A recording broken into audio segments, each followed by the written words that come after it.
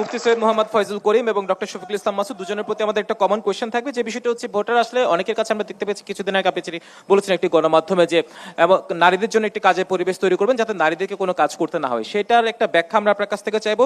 আর আপনি কর্মঘণ্টা কমানোর আপনাদের দল থেকে একটা কথা বলা হয়েছে এবং সেটির বিপরীতে ব্যাখ্যাও দেওয়া হয়েছে, কিন্তু প্রশ্ন হচ্ছে আসলে নারীদের জন্য এই উদারনীতি কেন? দুজনের প্রতি আমার একটি প্রশ্ন থাকবে। শুরুতেই মুফতি সৈয়দ মোহাম্মদ ফয়জুল করিম। আসলে আমাকে ডিবেট করতে কিন্তু আসি নেই, আমি ভাবিও না যেরকম ডিবেটের একটা মাসালা হবে। আমি ডিবেট করব কার সাথে? আমার ডিবেটে তো সেই পর্যায়ে একটা করবেন, আর একজন নায়েবে আমির থাকতো তাহলে আমি ডিবেটে যেতাম।